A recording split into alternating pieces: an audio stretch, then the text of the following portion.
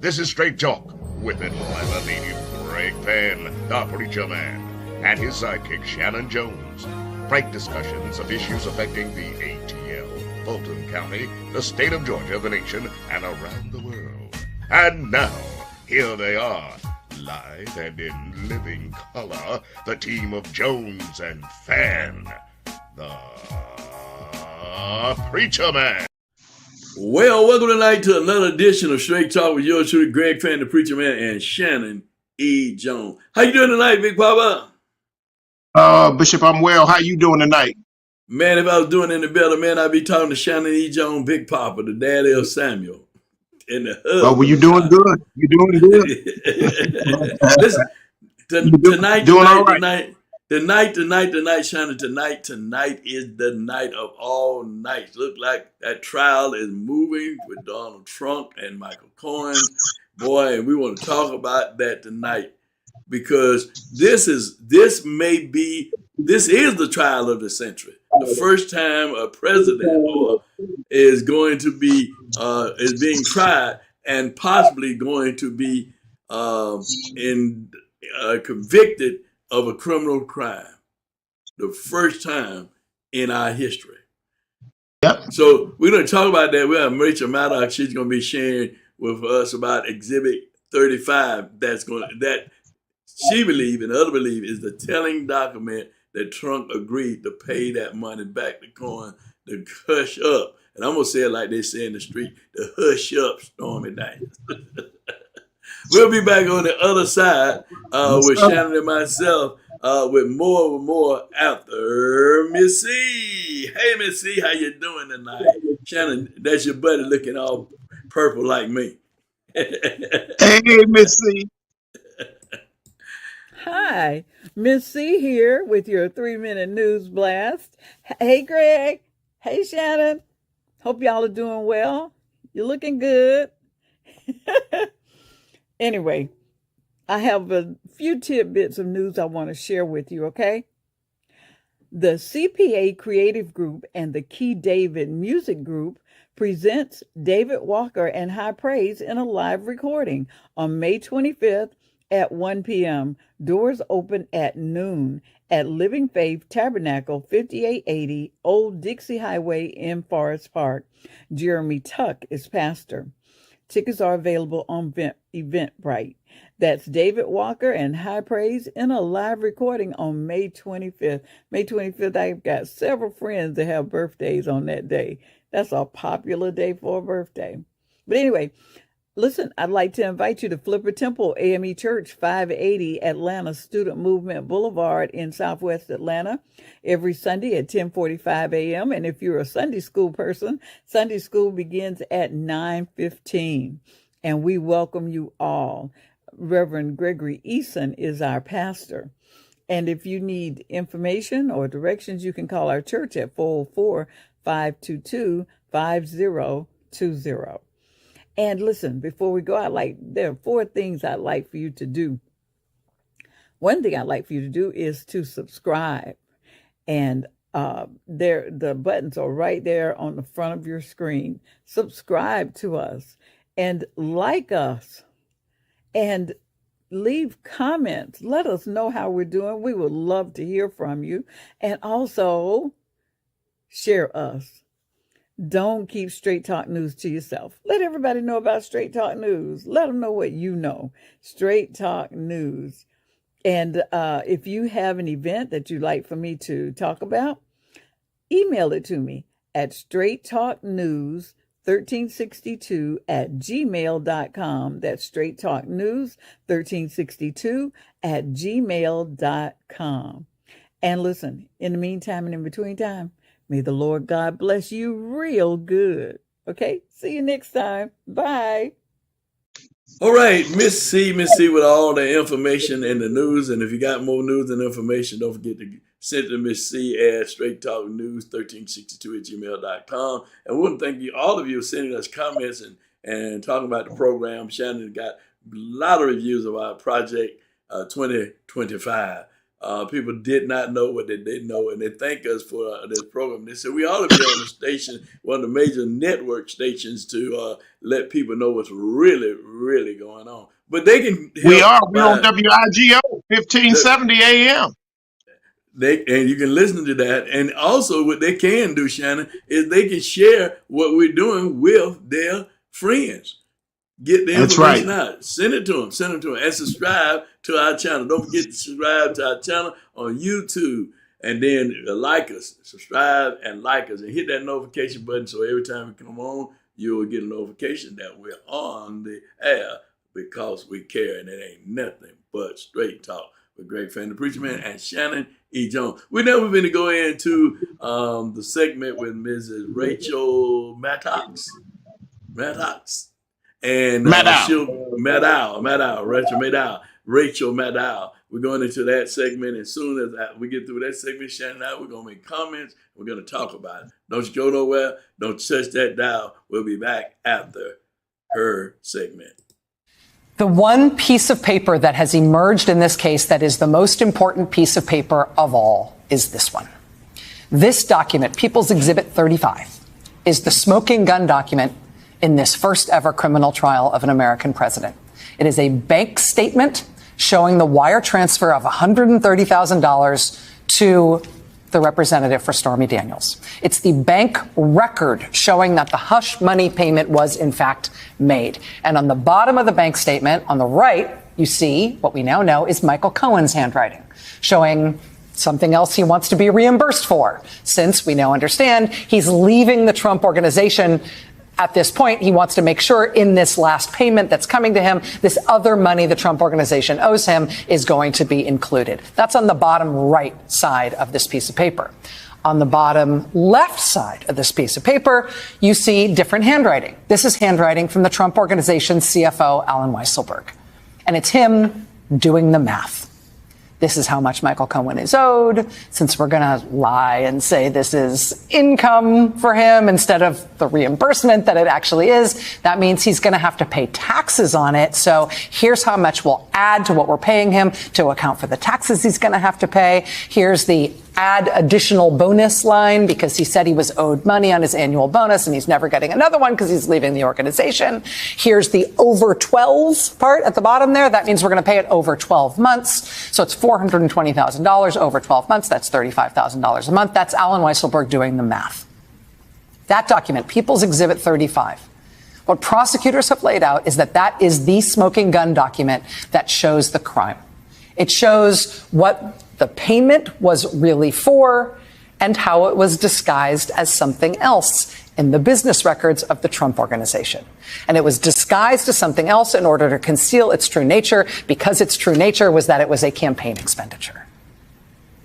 That's the prosecution's case. That document shows the crime. And we have seen this document before in this trial. But today, Micheal Cohen testified for the first time that Trump was there for it. That he, Micheal Cohen, and Alan Weisselberg, the Trump CFO, talked it over, during which time they made those notes on that piece of paper. That's why there's two different sets of handwriting on that piece of paper. After the two of them marked up that piece of paper the way I just described, they then took that piece of paper and marched it down to Donald Trump's office on the 26th floor of Trump Tower.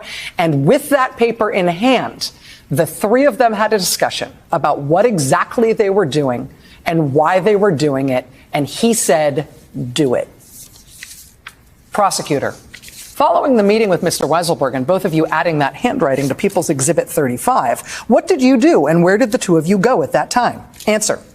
We went to Mr. Trump's office in order to speak to him about this. Question. Now, when was this approximately? Answer. Right before Mr. Trump left for the inauguration. Question. So he was still at Trump Tower at that time? Answer. Yes. What did you understand he was engaged in at Trump Tower at that time? Answer.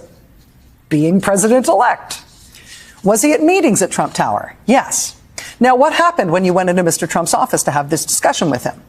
During the conversation, Alan turned around and said to me, while we were talking about this, and what we're going to do is we're going to pay you over 12 months. I think the indication here from the transcript is that Cohen then sort of rebutted that. It was probably better if I get it in one lump sum. No, no, no. Why don't you do it as over 12 months and it will be paid out to you monthly? Question. And did he say anything about how it would be paid out as something? Answer. Yeah, as like a legal service rendered, since I was then being given the title as personal attorney to the president. Question.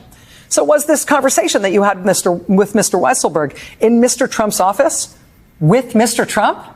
Answer. Yes. Question.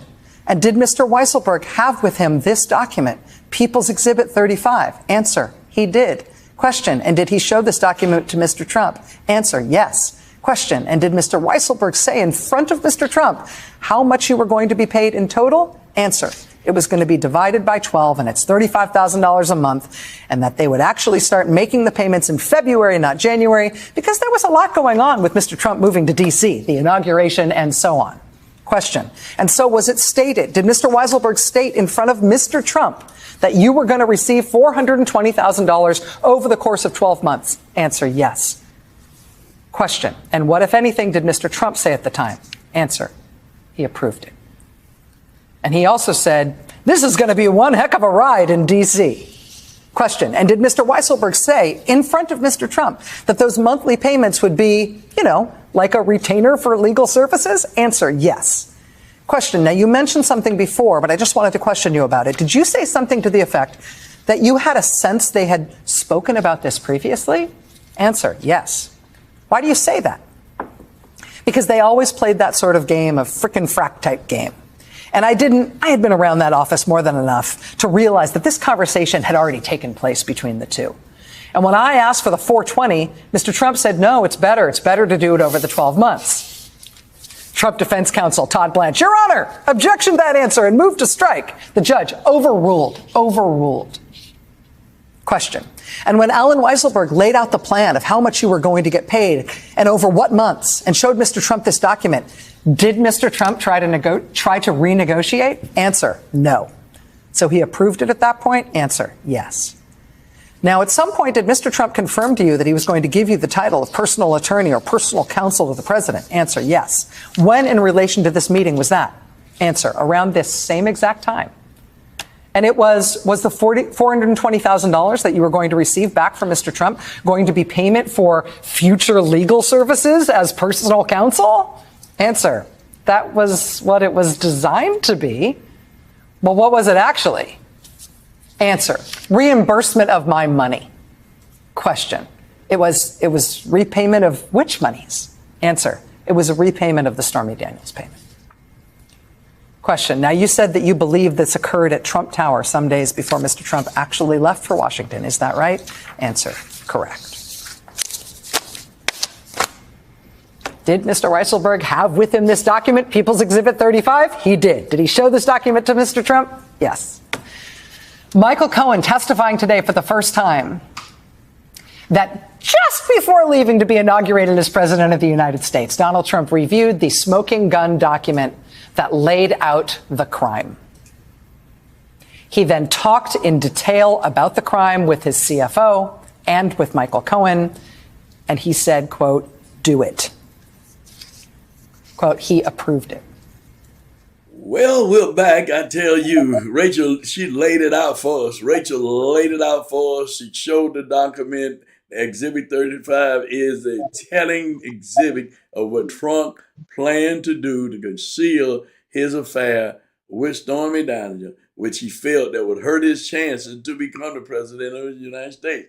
On the inaugural day, when he's going to be inaugurated, that's when he cut the deal with Cohen to pay him his money back that he used to help pay Stormy Daniels to be quiet, the hush money, right? And, when Pecker tells the story in the Catch and Kill, how he caught the story for Donald Trump and how him and Cohen worked that deal. That was the opening testimony. So, Shanan, we're here now, and the jury's going to have to listen to it. I mean, the defense attorney has the opportunity now to call their witnesses, but it's not clear whether or not they're going to even call any witnesses. So, yeah. Well, look, let me say this. We are in the role of journalism tonight. And so we have to say that the alleged affair, and when it comes to Donald Trump, I can't be totally objective, totally journalistic. I have to say the alleged affair. Okay. All right. Well, I'm going to let you say alleged, but all evidence, I gotta all put evidence I is. gotta air quotes for our radio. Our straight talk podcast folk can see us, but my radio folks can't see my air quotes. They're alleged affair. Well, What's done in the dark? What's done in the dark seems to be coming to light. And you know, at the bottom line, Rachel did she put it out there. Micheal Cohen has put it out there. Stormy Daniels put it out there. And the only person that can't seem to remember now, it's interesting not to deal in ageism right now. But here is a guy that's a couple years younger than the current president, Joe Biden. And he's trying to make Joe Biden out to be father time. But yet, Trump seems to be having a senior moment. He seems to not remember the fact that he was in a hotel room with Stormy Daniels, a known and noted porn star, and that he had sexual relations with her, and that he thought that just like every other encounter that he had, the great Donald thought that he would be able to just walk away and leave her in the cold. I mean, I guess he just thinks he's that kind of Casanova, y'all, that he just blessed old Stormy in such a way that she was just going to take it and walk away. And he decided that he would not only be the president of the Trump organization, but he decided that he wanted to be president of the United States of America. When he decided he wanted to do that, old Stormy started to brew. Old Stormy started to brew, Bishop. She started to brew like a tornado. She started to swing through like a hurricane, moving from the Caribbean on up to Florida and out to the Gulf Coast. She just started to stir a storm. Now, she couldn't do nothing when he was president of the Trump organization because all of those people come to attention. All of those people are sycophants. They do whatever he wanted to do. And he is in their organization, let them tell it, the second coming. But I think that if you really got those people aside for Coca-Cola, they would tell you that they really couldn't stand him. Stormy Brew, Excuse me. because she said, now you stepping out from being president. Now you're going to be president of the United States. Okay. She put in a tape of a movie called Jerry Maguire. She grabbed a line that Cuba Gooding Jr. said, and she said, show me the money. Trump said, uh-oh. So he said that he thought that, Cohen said that Trump said that Trump was angry with Cohen because he thought Cohen had taken care of that a long time ago.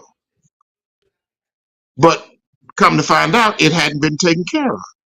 So Cohen said the other day in court, and yesterday in court, and on Wednesday in court, and Thursday in court, he said Trump was the one who directed. He drove the plan, the catch and kill with David Pecker, the former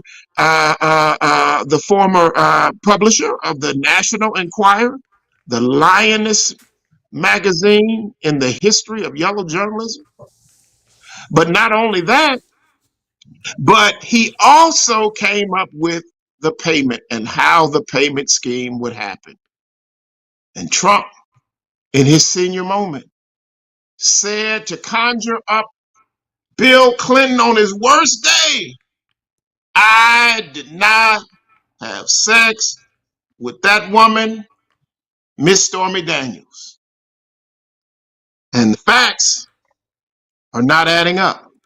Now, according to the law of New York, folks wonder what's the big deal about this? What's really going on? Let me just break this thing down. There's a law on the books in New York. So Alvin Bragg, the district attorney of New York, is saying, "Wait a minute, this you broke state law here. You broke the law because when you decided that you were going to do tax evasion, when you decided that you were going to cover up and give falsified reports, and there's going to be $130,000 that was paid, and you were going to ask first David Pecker to pay for it. David Pecker said, I'm not going to pay for it.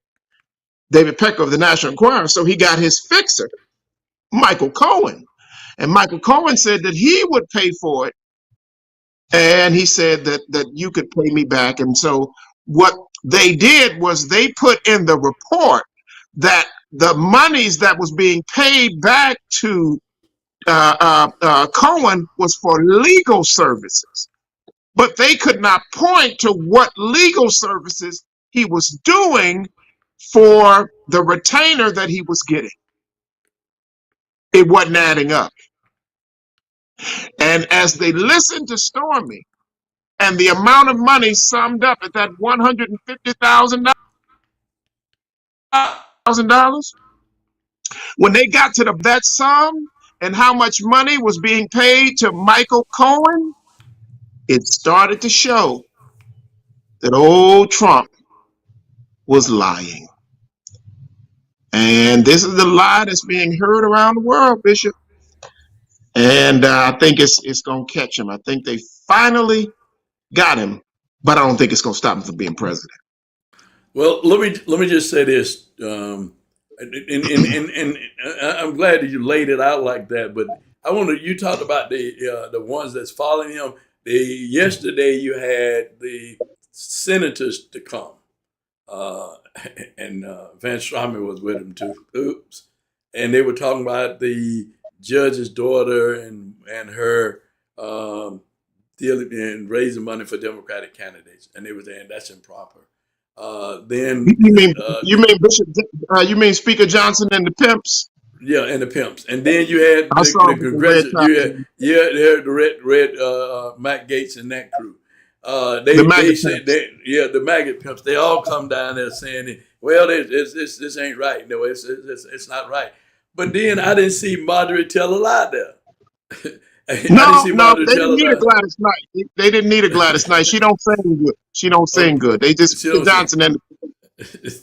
So, but as we look at the thing, you said he didn't have a memory. He didn't recall the fact that that he forgot all about that. He didn't when he told a lie that he didn't even know who Micheal Cohen was. I didn't even know who he is. He forgot about the fact that when he saw it and that he could grab a woman in the crowd and wasn't nothing gonna happen to him. He forgot about the fact that he said he could shoot somebody down in the street and nothing would happen to him. He forgot all the things. See, Donald Trump's mouth, mom of them used to say your mouth would overload you know what I'm talking about. So his mouth is overloaded. His own words are coming back to him. His tweets, his selling point is getting the crowd all excited and the maggot movement. And when we look at what's going on, and I want to commend Alvin Bragg and his office for the work that they're doing, and the judge and how fair he is being in terms of ruling over this case. But it will all be left up to the jurors to make a decision as to whether he's guilty or not guilty of the crimes that, again, to use the words you said, allegedly are being charged with, right? Air quotes. Air quotes. But the reality of it is Shannon, we want the listening audience and the viewing audience to understand that they want to call Cohen a liar, but he was lying for Donald Trump. He was lying for Donald Trump. And Donald Trump betrayed him And Donald Trump told him, so don't worry about Jeff Sessions. I mean, Jeff is going to take care. They're not going to be able to do anything to you. But he left him out there to hang high and dry. So he has done everything. Anyone who has been loyal to him, that have stuck with him, he's thrown them under the bus. Mike Pence wanted to kill his own vice president who has been nothing but loyal to him, but just wouldn't do violate the Constitution. So he wanted it, Mike Pence dead. I mean, killed. Yep. His own. I mean, so I want people to understand. Well, he left him for dead for sure, didn't he? Yeah, he did. He did. So I want people to understand as we get ready to close this out today is that whatever happens, God is still yet in control because God knows, God sees everything. And this country that we live in is on a downward spiral when you have a house that's divided amongst itself. It cannot and will not stand. So we have to pray for our nation. We have to pray for our country. So let us continue to pray. As men of God, we're asking you to pray for the country, regardless as to what the outcome will be. Pray that God will heal our land and save this great country called America. Well, Shanan, now we're going to have to get out of here now, but we thank you so much always for being a part of Straight Talk. Keep those comments coming. Keep those likes coming. Keep those shares coming. Keep on subscribing to the channel. Don't forget to listen to us each and every Sunday on WIGO 1570 AM on your dial with Greg Fann, the Preacher Man, and Big Papa Shanan E. Jones. And you can email us at straighttalknews1362@gmail.com. This ain't been nothing but what, Shanan? Straight Talk. Take us out of here, Hal.